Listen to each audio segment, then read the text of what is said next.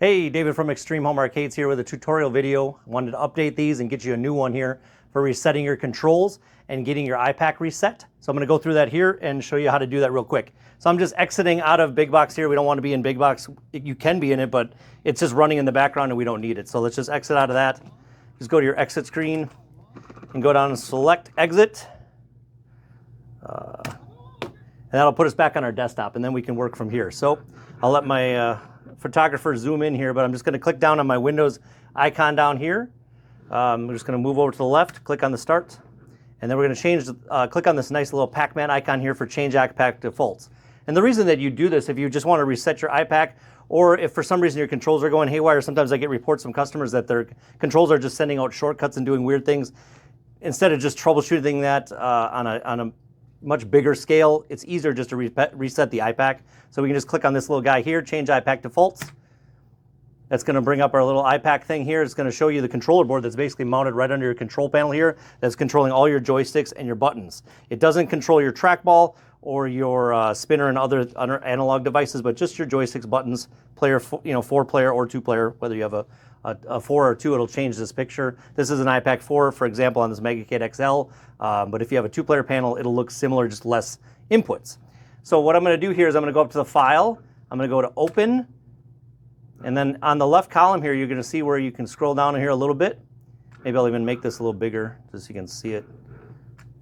Make the window a little bigger here. But on the, let's see, this would be in the X-Arcade X input folder, but it's going to be in the Tools folder. So I'm going to go into the Tools folder here.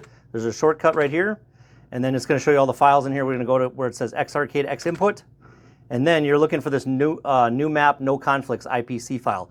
This should work for 4-player or 2-player. Most of all of our cabinets are 4-player. So this is the one that you're looking for, and I believe it should work just fine for a 2-player as well.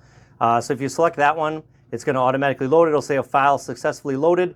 Right now we're in keyboard mode. That's the mode you want to be in. But even if it's in keyboard mode sometimes, it'll still throw out this weird thing where it's sending out shortcuts. So this is a good way to reset it. So before we just program this again, I just want to double check 2 functions because they're not set by default normally. So if we look for 3SW7, this is the input for player 3's button 7, but as you notice, most of our panels don't have a 7th button, so we usually assign that to the shift button. So we want to just make sure that this is selected to be the I-PAC shift button. So you just select this box here, and it's going to put that in there. And that's important because then that assigns this shift button for all our functions like exiting, bringing up the Windows start bar at the bottom, and other functions. So we want to make sure we have that set. These functions don't matter as long as it's set to a switch, and it's a key, and it's the I-PAC shift. So that's, again, 3SW7 by default on most machines.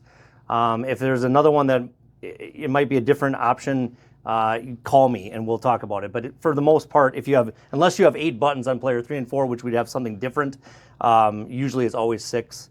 So this I-PAC shift would be your function there. And then the other thing that I know of that we need to check is our 2-player up. So if you look at 2-players functions here, 2-player up is right here.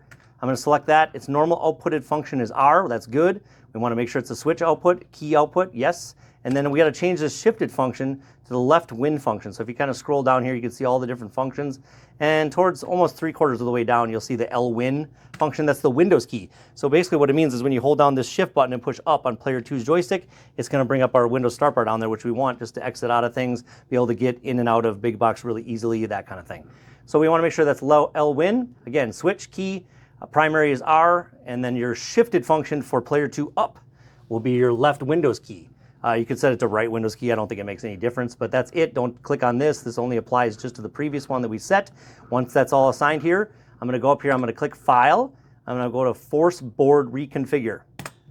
And it's programming the board. When it's done, it'll say board successfully reconfigured. And we're still in keyboard mode. That's good. Everything should be set properly. When you go to exit out of here, it's going to ask you if you want to save changes to the file. To say yes. That's it. Now you've reset your I-PAC. You can go back in. If you have an active marquee like this machine, you can click on your Big Box shaded icon here to run your Big Box menu, your videos, all that stuff.